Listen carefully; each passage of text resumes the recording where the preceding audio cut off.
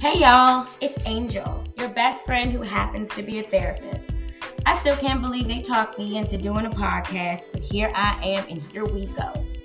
I'm not gonna lie to you, we gonna talk about everything. Nothing's off limits, the good, bad, and the ugly. So put your seatbelt on and enjoy the ride.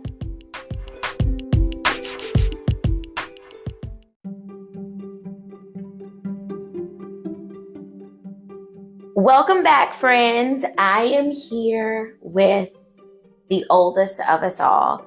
I've told you guys that I have a lot of sisters. I do, honestly.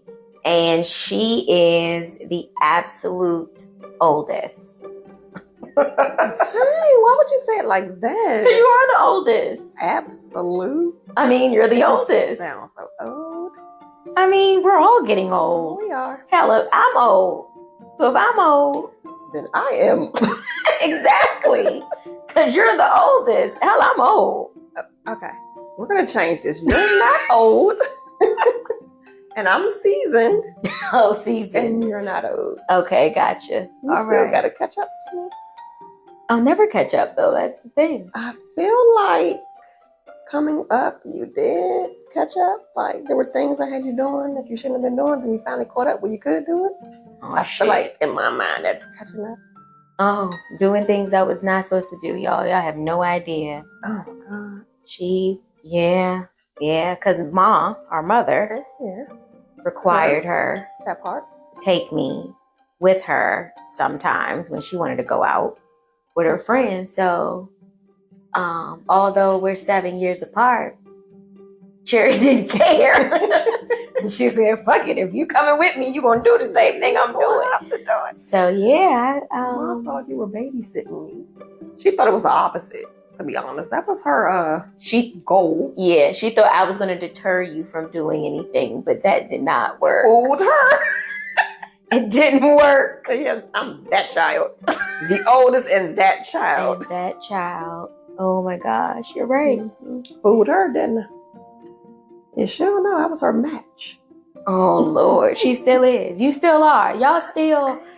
We'll have to talk about that another time. Because I want to do an episode on what it's like having I want to get all the sisters in a room and what it's like having so many sisters. Like, because in their opinion, I feel like it's a different life. Yeah, I would love to hear everybody's lens. I want to see how they look through their lens of how they were raised, even though they were raised by the same person, and how different it was. Yeah, because it was. I think we all got a different part of Ma. Yeah, we did.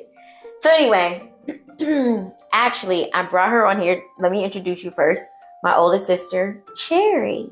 Hi, Angel. Welcome. Thank you. Thanks for having me. You're welcome. So it's May. And we celebrate Mother's Day this month. But I wanted to come on here and talk about baby mamas. Ooh. And I had some. You are the perfect person to talk about baby mama drama with. And it's not because she is a baby mama with drama. Well, maybe sometimes. Not all the time. Not a lot. I was not. You were not. Not a lot. I was not that baby mother. So Cherry has this gift that I would like her to share with you all. That every man that she has ever dated that had children, she was able to navigate. I'm serious. She was able to navigate when she's laughing at me. Because it wasn't that many. I mean, what do you mean? We're old. Do you know how many? Wait a minute. We are not in our 20s talking about this many men. And that would be a lot of men. We are like many. It just sounds like it was a whole lot. It wasn't a whole lot.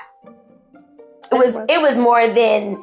Listen, I'm talking about with the baby mamas. I know. Like it's the baby mom. It's the baby mama. So some of them had more than one. Yes. Baby mother. So this is about the baby mamas. This isn't about the men.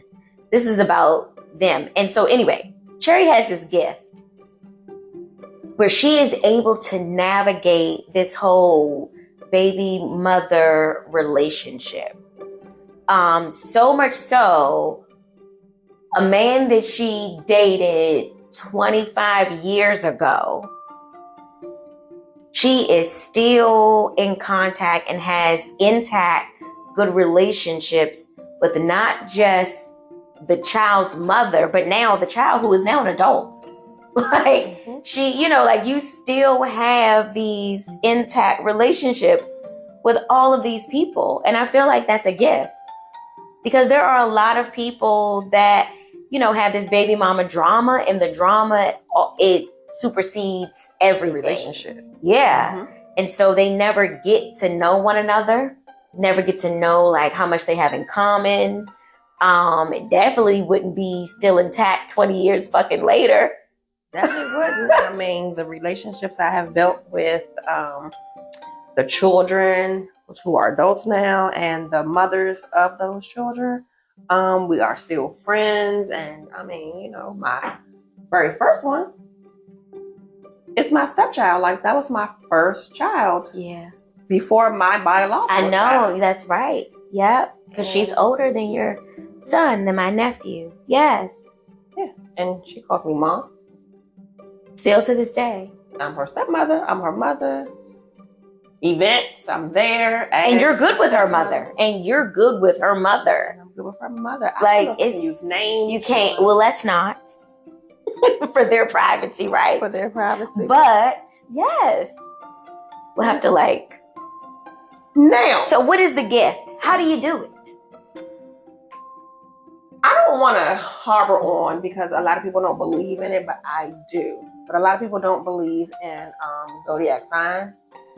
But I do. I think if you read up on them and then you try, you think about your life, your walks of life,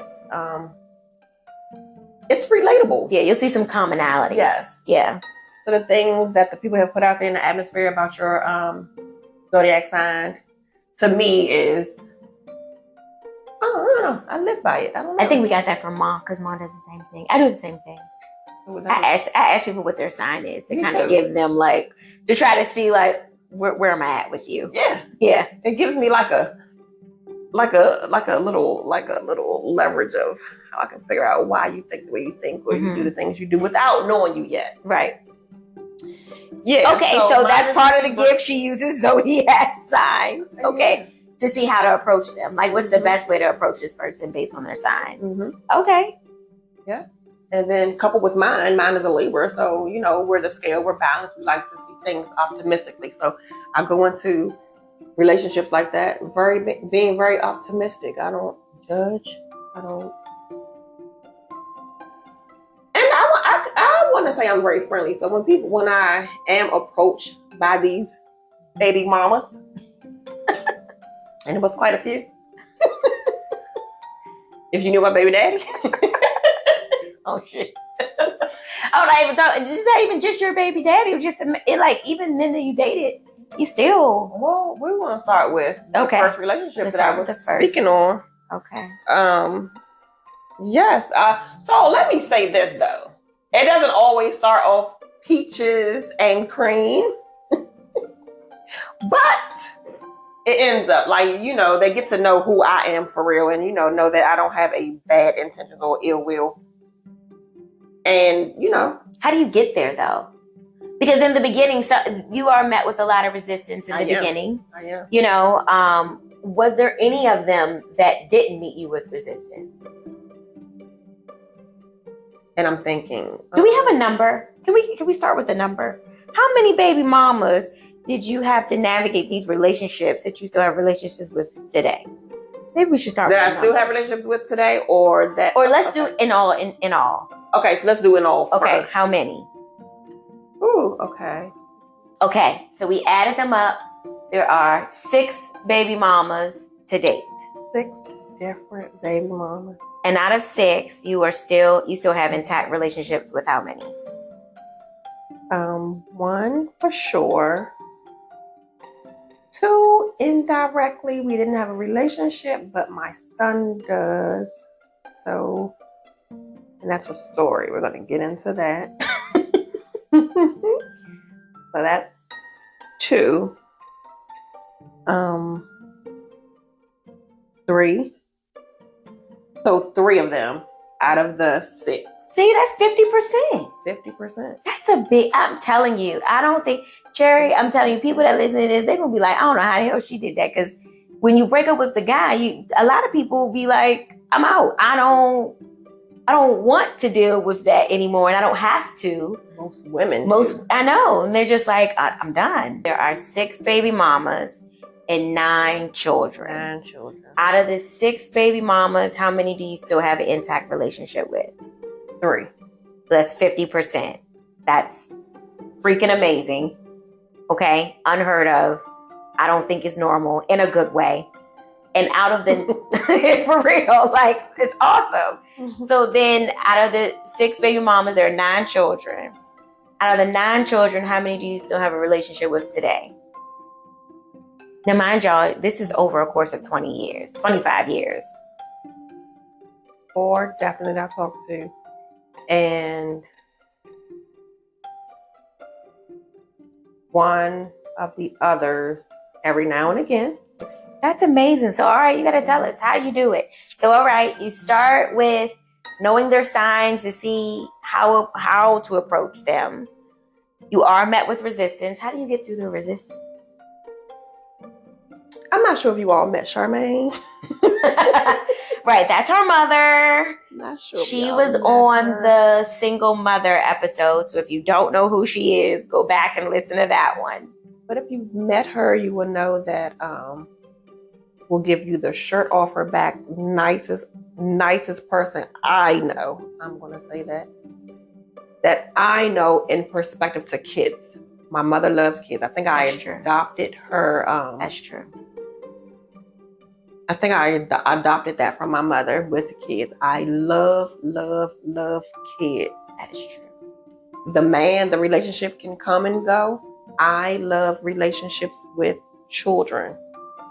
Got it. I like, hence that's why I wear at work now. You know, kids are my thing. So you prioritize the children over the drama. Yes. That's how you did it. Good way to put it. Because I was going to go around Robin Hood to tell you. No, but yes, that is it. That's good to know, because I think that a lot of, and that was something that Ma talked about in the podcast that I did with her, was prioritizing the children, was how she got through. Oh, you know, being a single mother and dealing with the dads, and there it is. Yeah. So you learned that from Mom. There it is. Generational curse. It's a curse. It's not a curse. No, that's a good curse. It is a good curse. That is a good thing. That generational circle, that it came full circle. Put the kids first. Yeah, I must have watched my mom doing it, or I inherited it. But yes, the kids. Once I build a relationship with the child, I don't want to get into deep, but my relationship coming up, kids trust adults. If I'm going to be around a child, I'm going to teach them the right or wrong, morals, show them what real trust looks like. I don't believe in being friends with somebody or being a mother figure to someone or taking that role or that responsibility while I'm with the father and then just drop it when the father's gone. Yeah. Don't believe in that, won't do it. And that's why you're so intact with more than half of them today. So you prioritize the children's well-being over the drama. And I know that wasn't easy. It wasn't. It was a lot of resistance. Because I know that the mothers didn't like that. The mothers didn't feel like their child needed another mother to help raise their child or be in their life, because most of my resistance was when the mothers wanted to still be with the fathers. That's my theory, right? Yeah. That baby mama and baby daddy drama, it always stems from somebody secretly still wants to be with that person. They have not truly let them go. Even if they say they don't want that person. That's what I say, secretly. They secretly, they still want that relationship. And so there's that jealousy that blocks it. And I think, so here's the third thing. Knowing your worth. Knowing your worth and knowing your level of comfortability with the relationship. I don't need to fight for a man. I want to fight for the cause. The cause is this man had a child. We're going to parent this child together. If the man resists me or not, I'm going to show this man. Again, I didn't have that coming up. Of course, I had my dad, but my biological father wasn't there. So I'm not going to let that happen to, as far as I can help it, I'm not going to let it happen to another child in my care. My dad, meaning your father, did not do it to me. That's another layer. That's another layer. So not only did you learn to prioritize the child from mom, but your biological dad was absent. And my biological dad took you as his child and never let you go. Never let me go. Never, even till today. Like, I think him even listening to this podcast, if he ever heard it, he would probably be pissed that we even said that. He would be. That he would probably not be okay and be like, what are you talking about? That's my child. That's my child. Yeah. And coming up, I've never made that distinction until right now, where we had to lay it on the line of where I got my values from. So my values came from my mother, Charmaine, and my dad, George. Yeah. That's where I got it from. Wow, that is how you did it. That's where your gift came from. That's where my gift came from. Learned behavior. Look at that. So dad and mom, kudos to you. You all did the bomb job. Don't let anybody tell you or you think different. I never told you. But that is where it came from. So, now that you know where you got your gift from, right? Where you got your gift from two different people. Okay? Learn behavior. Tell me about the most difficult one. Baby mother, that was the most resistant. And even allowing you to try to put their child as the priority. And tell me how you got through it. That was successful. So to be honest, the worst one was the last one. To be honest. And which is kind of a shame because you guys were older. Like it, so older should have been more mature, should have been able to seasoned. Yeah. So as we know that I love children, correct? And with that being said, the most of all the children I love is my one and only. Of course. Well, they're on top. He's on top. Right. I mean, he's your biological child. He's the rest. Got it. And so the last one jeopardized that child. And when you do that, you woke up. Mama bear. Mama bear. That's where you draw the line. Not at the expense of my nephew. Absolutely not. Won't happen. Yeah. And that's when you asked the question of how many kids that I still talk to. That's one of the ones you don't. That's one of the ones that I can reach out to every now and again. Oh, okay, gotcha. But we don't have a relationship like I have where I can still say I'm in their life. Right. But we do reach out every now and again. I don't even know if their parent, that person's parents know. Wow. And it's like a text here and there or social media. Right. Here and there. Just kind of checking in. Mm-hmm. Do you think that if either parent were to find out that they would be unhappy? I don't. Not the father, of course. The mother, I don't know, because it's not nothing, So in my mind, it's nothing. Right. In her mind. Yeah. I mean, I don't know. I don't know, because like I said, that was the worst one. And that's because they tried to impact your child in a negative way. I mean, his whole livelihood. They tried it with the wrong one. But that was the beginning of the end of the relationship. And actually, that relationship with that child also took a toll on the relationship. Even though I guess they see now that they're older, because for real, that's the one that reaches out. I don't do the reaching out. Oh, okay. They reach out to you. The child reaches out to me. So I wonder if, I don't know, I would like to have a conversation with that child, because I wonder if they realized they regret a little bit. Yeah. A little bit of something that they contributed to the conflict. Right. But yeah, so those were the two things, the mother and the child. And it's sad because that mother had a lot of influence on that child. And the father. I know, because I know what you're talking about. Yeah. So I want to kind of circle back to that, because I was saying it's on him too.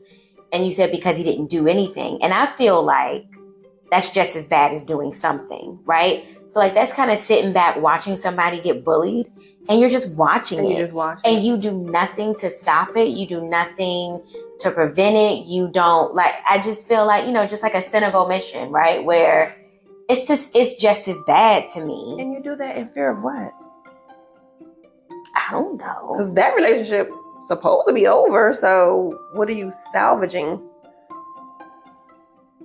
Like, make it clear to me. I don't know. I mean, that's a good question, because I hear different things from men, that are male clients that have to share, have to co-parent with a female. A lot of feedback that I get is they don't know they have rights. They don't want to go through the courts to get those rights. They feel like defeated in a way. This is the feedback. This is only the feedback from the little, the small one didn't pool. have fear of court, child support, none of the above. Very supportive family, had help. Because a lot of no resistance from this side or his parent side, or a lot of men either feel like they don't want to go to court, that they're going to lose in court. And this one was the opposite. Like, I even stood by this person in court. Yeah, and they don't want to lose their child. They it's that, like, let's just keep the peace. Let's just let it roll off our back just to keep the peace kind of thing. And that doesn't work. This one didn't have that fear, though. He didn't have that fear of losing his child. He didn't have that fear of, like this one, for more days.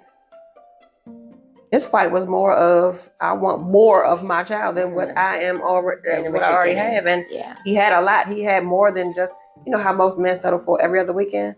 He had more than that already. Yeah. And was doing more already.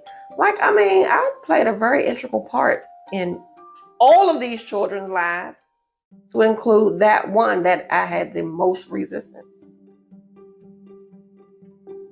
Did you ever get a lot of resistance from the child?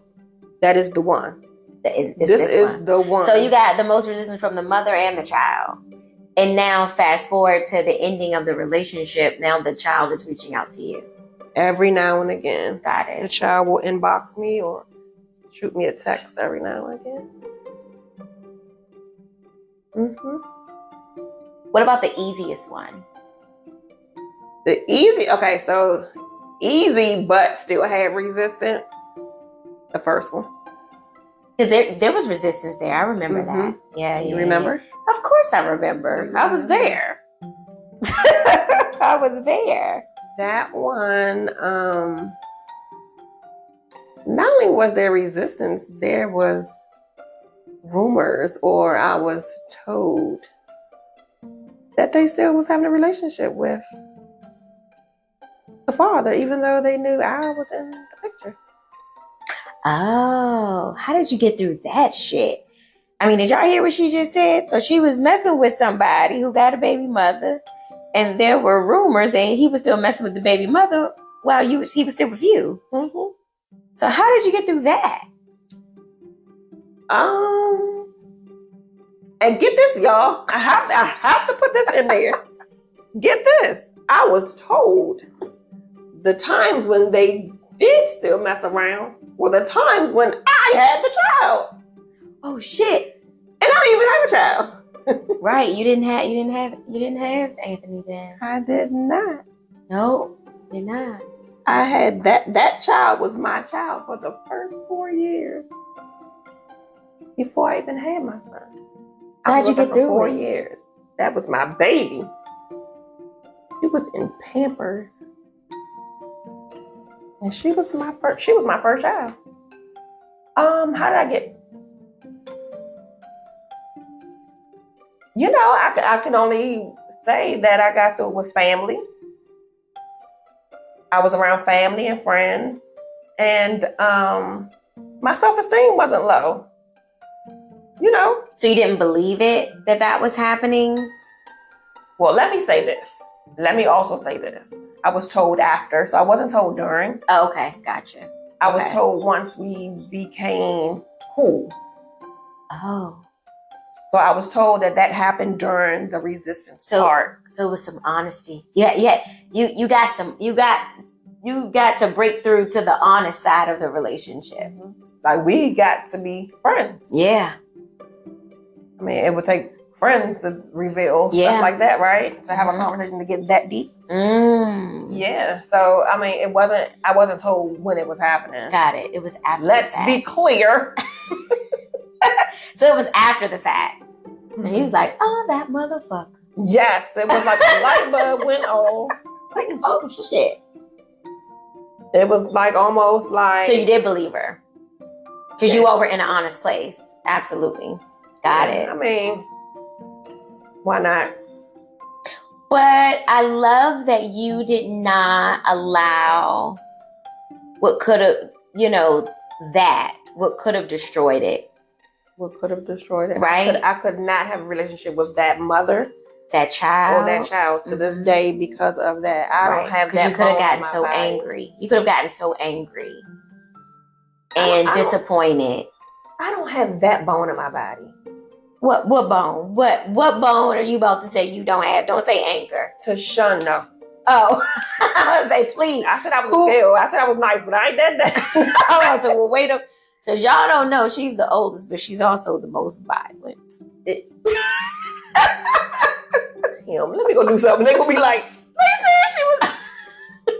She's the one of the sisters that you don't tell if you don't want anything to happen. You do not ring that alarm unless you're ready to ring it. Agreed. That's a great way of putting it. No, I was saying I don't have that bone in my body to shun a child after, hearing information. Got it. Yeah. That's where the priority of the child comes in. Over how you were feeling. Even though it was it was betrayal. For sure. It was betrayal on 1010. Is that even a number? Yes, it's a number. Does that even happen? But yes, 1010, because it was said that I was babysitting the child. I had that means it was our weekend. Right. To have the child. And that means the child was with me while he. Yeah. So, but that's where the resistance was coming from. And once you understood that, you were like, oh, it wasn't about you per se. It was the environment he was creating. Yeah. But I don't want to know. I don't want to say that was the resistance. Because that was the resistance then. So, but what was it when we first met? when I first met the mother, when I first started coming around the mother, when I first met the mother, this is when the resistance happened. Like, I would be in the car, we would go pick up the child. I met resistance then. Well, like the original theory was, right? Where if the parent, if the biological parent, either one of them still have hope for the union of their family, you're going to be met with resistance because you are a threat to that hope. Well, I'm going to say kudos to mom and dad that I was able to break down that wall and that barrier and, still maintain that relationship with that child, that relationship with that man and that mother, and let's add their family. I had a relationship with the grandmother of that child. Yeah. I don't just build relationships with just the mother. You build relationships with the whole damn family. Girl, be over the house, chilling. How did the men respond to that? Did they not like that? Or were they good with it? They were actually. I'm not gonna say I need permission, but because I don't need permission. Okay, well that's Charmaine. A thing that I choose to do because I'm gonna do what I want to do and when I want to do it and how I want to do it.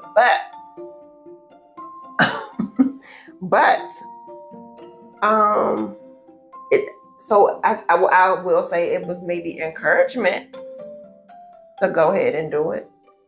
Never had a resistance from any man. From the men? Mm-hmm. Oh, okay. For you to develop a relationship with the women or their families? I mean, actually, it was times. So let me say this. The jobs that the men that I chose and the jobs that they had, the careers that they picked and chose, they needed assistance anyway with transportation for the child or child care. Because the hours were long. Mm-hmm. So they didn't have like regular 9 to 5. No one had a 9 to 5. Yeah. Except for the last one. But the other ones that I picked did not have 9 to 5s. And it would be times when we would have to alternate it. Hey. Yeah. Because of the work schedules. Get the child. So, so it was a team effort. It was a whole marriage. That was a whole union. Yeah. Each time. What I keep trying to tell people, right? Like when you are co-parenting, you're co-parenting with every parent involved, not just the biological ones. So if somebody got a girlfriend or a boyfriend, they are part of the co-parenting unit. And, teamwork makes the dream work. Teamwork makes the dream work. That saying is so true. That saying is true. Every household needs two. I'm sorry. It's easier. It's better. Yeah. It can be done without. Don't get me wrong, mothers. Kudos to the mothers that do it every day as a single parent, but it's so much better. But single parents don't do it on their own either. They have a village. They usually have a village, right? Whether it's a grandparent or an aunt or an uncle or friends, sisters, like whoever, they start to build a village. And that's where the teamwork comes in.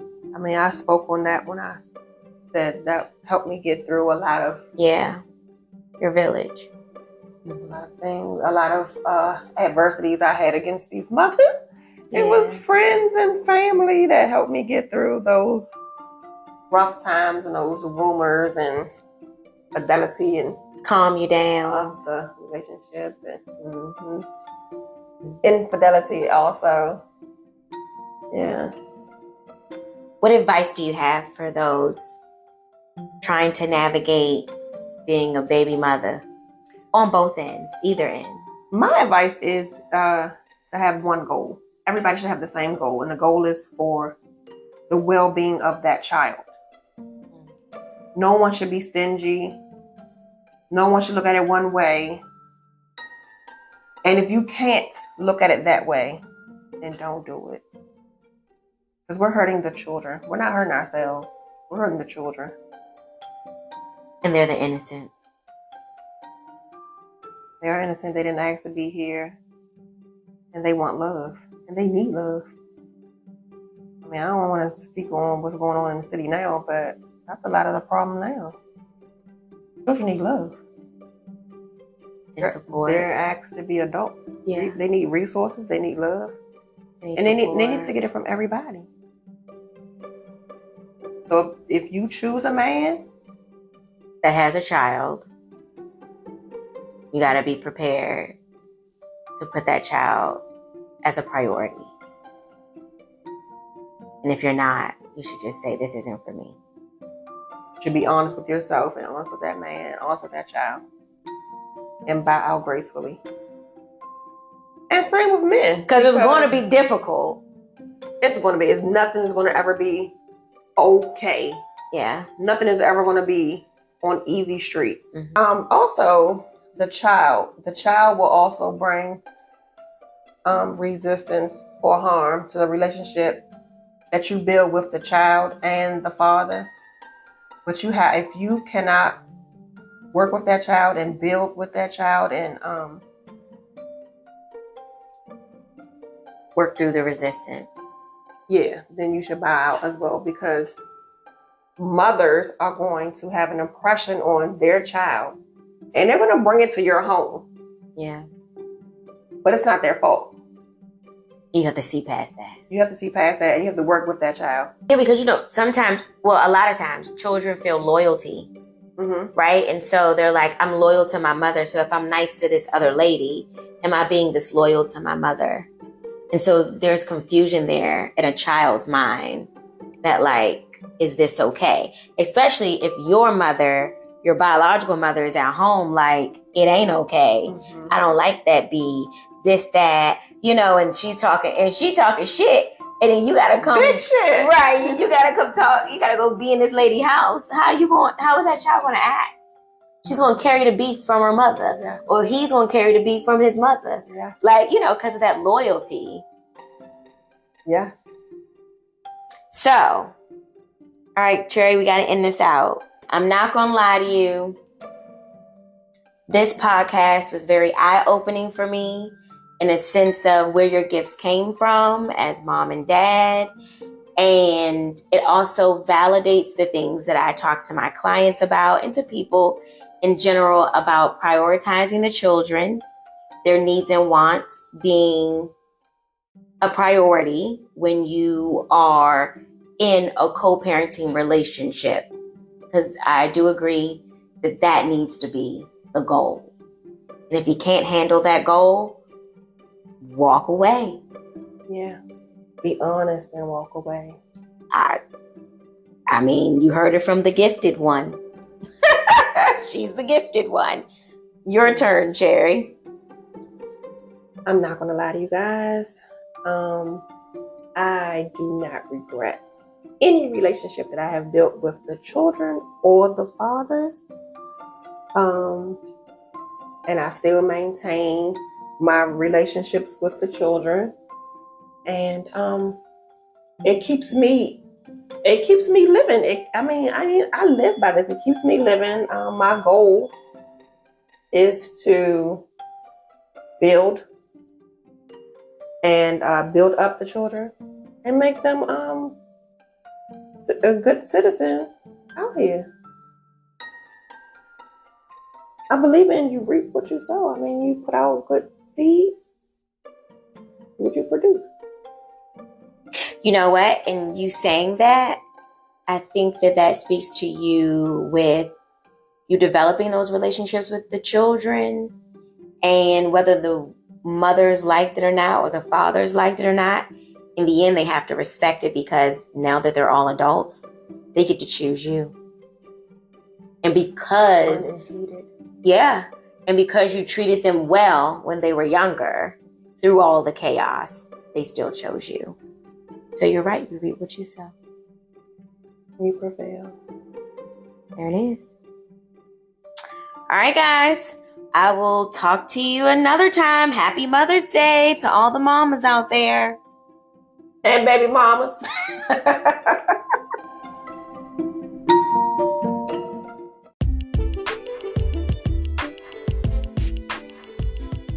Thanks for listening to I'm Not Gonna Lie to You podcast. Subscribe for more insightful and down-to-earth content. And don't forget to follow us on social media at An Angel's Touch 8 on Instagram and An Angel's Touch Therapy on Facebook.